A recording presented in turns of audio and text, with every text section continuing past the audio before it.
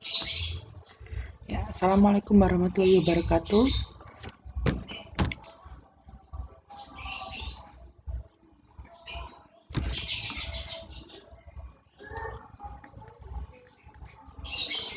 Oke. Assalamualaikum warahmatullahi wabarakatuh. Baik, kita sudah sampai pada pertemuan ke-7. Nah, di sini nanti kita akan belajar ya terkait turunan dan sifat-sifat dari turunan. Nah, teman-teman di sini tidak akan membahas lebih mendalam atau maksudnya mencari atau pembuktian ya bagaimana definisi, bagaimana sifat-sifat dari turunan ini terbentuk. Tetapi lebih pada nanti pengaplikasiannya. Jadi nanti kita di sini akan tutup poin aja bagaimana definisinya dan seperti apa dari sifat-sifat dari turunan ini.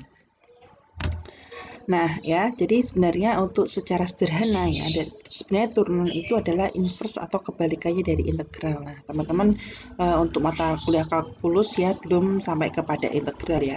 Jadi teman-teman masih pada proses turunan. Nanti ketika teman-teman sudah belajar terkait integral, maka teman-teman akan bisa melihat ya bahwa ternyata turunan ini adalah kebalikan dari integral. Nah, turunan itu sendiri sebenarnya terbentuk dari limit ya. Kemarin kan teman-teman sudah belajar tentang limit ya. Awalnya itu terbentuk dari perhitungan suatu limit ya.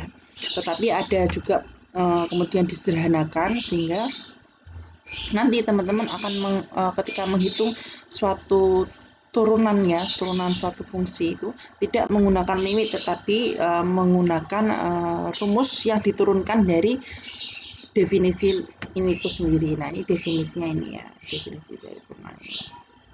Nah, definisi dari ini itu akhirnya bisa membuat ini ya, 5 sifat ini ya. Atau 5 sifat ini itu juga bisa digunakan sebagai cara ya untuk menghitung turunan suatu fungsi. Oke, langsung saja. Sifat yang pertama ya, jika f(x) itu adalah suatu konstanta ya, f(x) sama dengan k, maka turunannya itu pasti selalu 0. Nah, contohnya sebentar. Nah, contohnya ini ya, ketika f(x) sama dengan 5 ya, pasti ya turunannya itu 0. Nah, turunan x ya, turunan fungsi f(x) terhadap x. Nah, karena di sini kan kita lihat konstanta itu kan tidak punya variabel apapun ya. Jadi ketika dia diturunkan terhadap variabel apapun ya dia tidak bisa, maka hasilnya adalah 0. Nah, ini rumusnya bisa ditulis ya, x sama dengan konstanta atau biasanya itu a ya, maka turunannya itu adalah 0. Oke, itu bisa digarisbawahi ya. Nah, kemudian sifat yang kedua ya, sifat yang kedua itu adalah turunan fungsi ini ya, fungsi f(x) x pangkat r ya diturunkan terhadap x. Nah, itu caranya bagaimana ya? Ini langsung saja ya. R-nya ini pangkatnya ini dipindahkan dikalikan dengan konstantanya, pindah ke bawah sini, kemudian pangkatnya dikurangi dengan 1. Namanya saja juga kita melakukan proses turunan ya, jadi pangkatnya itu diturunkan ya. Atau lebih mudahnya bisa ditulis seperti ini, ketika Anda punya bentuk A itu adalah suatu konstanta, kemudian X ini variabel ya dengan pangkatnya N ya, maka turunannya itu adalah N-nya dikalikan dengan konstan A X. Nah, ini pangkatnya dikurangi 1 ya. Contohnya, oke, contohnya misalkan 2x pangkat 2. Nah, turunannya itu adalah, berarti kan ini pangkatnya 2 ya, dipindah ke depan, 2 dikali 2 x, 2 dikurangi 1. Nah, hasilnya adalah 4x. Jadi f(x) 2x pangkat 2 ketika diturunkan maka hasilnya adalah 4x. Nah, itu dari mana? Dari rumus yang ini ya. Nah, ini sifat yang kedua. Oke, sekarang langsung kita ke sifat yang ketiga.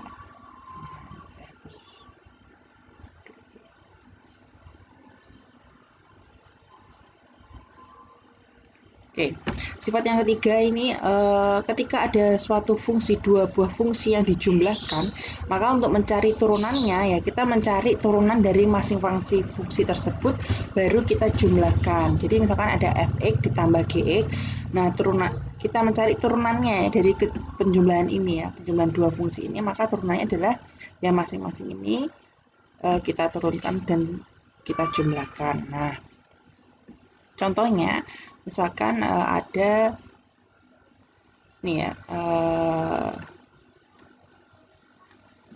misalkan ada fungsi 2x pangkat 3 ditambah 6x.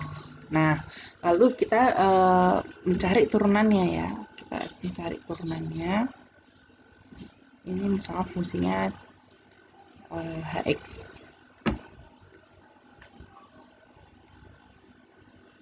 X sama dengan 2x pangkat 3 ditambah 6x, maka h aksen x adalah, nah kita cari ya, nah 2x pangkat 3 ini kan sama ya seperti sifat yang kedua, kita mencari turunan ini menggunakan sifat yang kedua ini ya, berarti kita 3 dikali 2 x 3 kurangi 1 ditambah, nah ini kan makatnya ada ya 1 ya sebenarnya teman-teman, 1 dikali 6 x 1 dikurangi 1, nah h x sama dengan 3 kali 2 6x pangkat 2 ditambah 1 kali 6 6x pangkat 0. Nah, x pangkat 0 ya berapapun bilangan yang dipangkatkan 0 maka hasilnya adalah 1.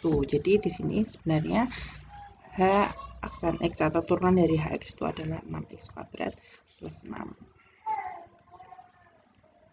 Oke, jadi nah ini tidak hanya berlaku pada penjumlahan tetapi juga berlaku pada pengurangan ya. Gitu ya. Jadi mudah ya teman-teman. Kita bisa mencari dulu turunan untuk masing-masing fungsi lalu kita jumlahkan atau kurangkan gitu. Oke, nah ini saya hapus. Nah, tempatnya nggak muat ya. Nah, sekarang kita membahas sifat yang keempat.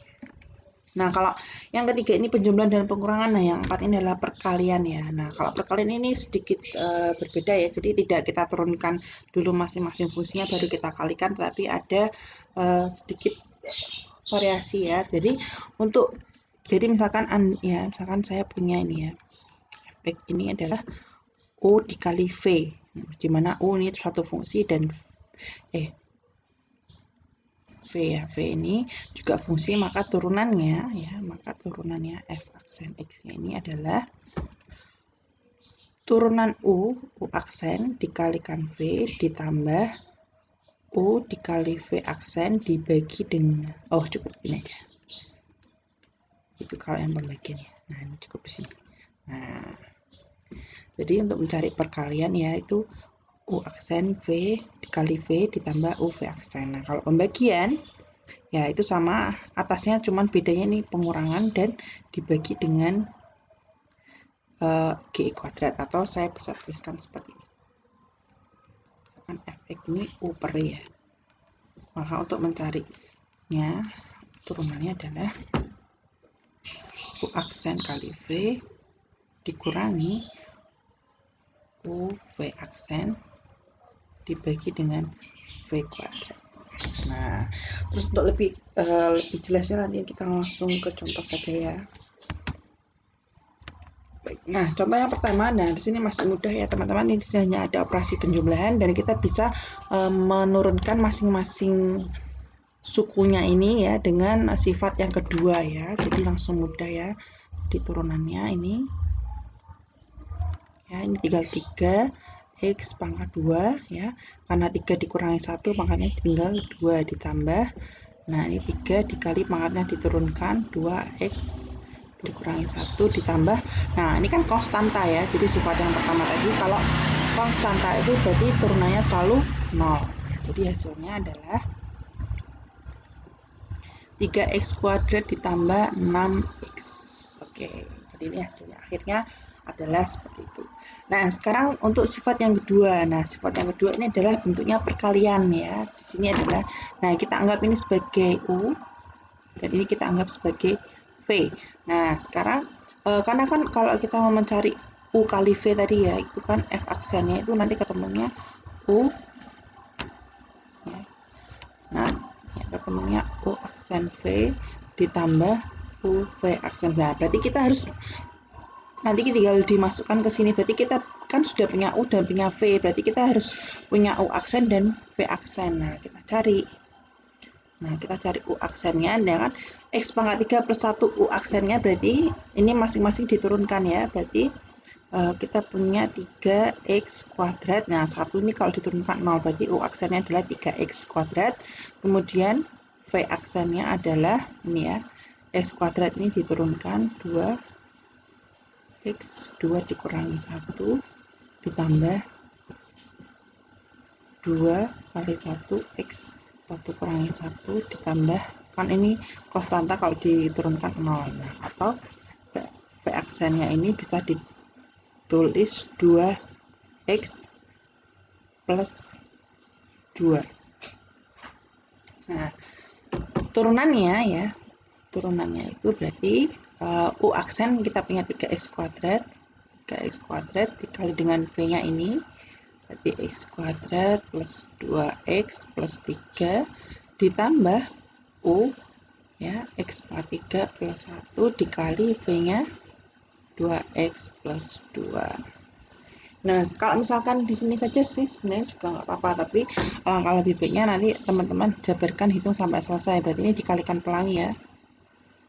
3x kuadrat kali x pangkat 2 berarti 3x pangkat 4 ditambah 3x kuadrat ini 6x pangkat 3 ditambah 9x kuadrat. Nah, ini juga sama, ini kali ini kali ini, terus ini kali ini, dan ini kali ini. X pangkat 3 tambah 2x berarti ketemunya 2x pangkat 4 ditambah 2x pangkat 3 ditambah 2x ditambah 2. Nah, yang satu variabel bisa dijumlahkan ya teman-teman. 3x pangkat 3 ditambah 2x pangkat 4 berarti 5x pangkat 4 ya, ditambah 6 ini tambah 2 berarti 8x pangkat 3 ini plus 9x kuadrat plus 2x dan plus 2. Nah, nanti ini teman-teman bisa pahami lagi, dilihat lagi perhitungannya, dicoba lagi juga, teman-teman bisa mencoba. Oke, yang terakhir adalah pembagian. Kalau ini tadi ada penjumlahan sudah, perkalian sudah, dan di sini adalah ada pembagian. Nah, ini sama juga teman-teman.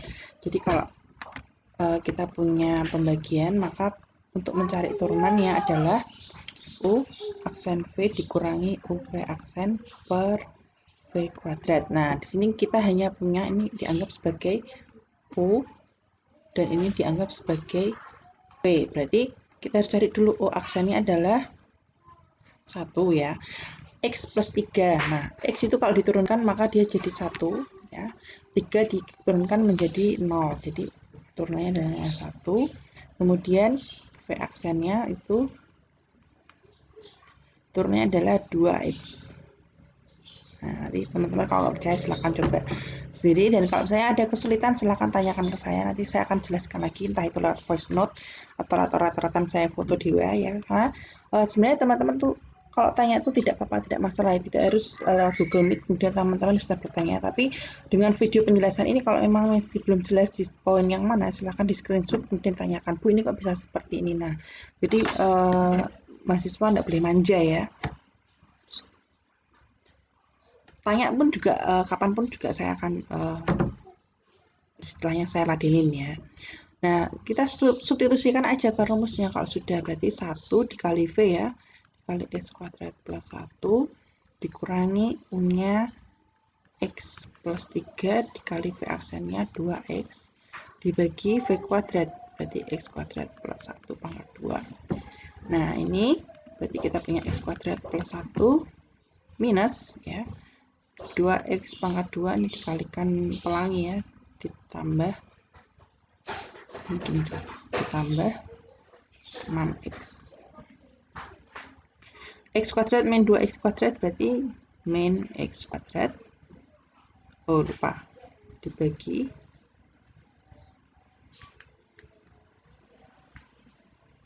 x kuadrat plus 1 ya. Nah, ini sama dengan min x kuadrat ya, min 6x ya, karena ini ketemu negatif ya, jadi min 6x dan plus 1 per x kuadrat plus 1 pangkat 2. Sudah cukup seperti ini, nggak apa-apa ya, dijabarkan juga boleh, tapi cukup sampai sini juga nggak apa-apa. Nah itu ya, jadi untuk materi hari ini saya rasa cukup itu ya, cukup hanya ini saja ya, definisinya tadi sekilas. Kemudian yang lebih mendalam adalah terkait bagaimana pengaplikasian sifat-sifat dari turunan tersebut. Nah untuk lebih mahir maka nanti teman-teman bisa belajar ya mandiri. Kalau tidak tahu silahkan di screenshot dan tanyakan kepada saya. Jadi tidak usah malu untuk bertanya ya, karena WhatsApp group itu bukan media belajar yang jelek ya, justru dia itu sebenarnya bagus, tergantung bagaimana memanfaatkannya. Saya sudah sering ya pada mahasiswa ya, kalau misalnya mau tanya silahkan tanya saja ya. Ketika memang saya tidak bisa menjawab secara langsung ya, saya mohon maaf ya, karena pekerjaan tidak selalu mantengin HP ya, tidak WA, tapi ada banyak sekali pekerjaan yang harus saya handle. Begitu, terima kasih atas perhatiannya. Kalau ada pertanyaan silahkan ditanyakan. Cukup sekian dari saya. Wassalamualaikum warahmatullahi wabarakatuh.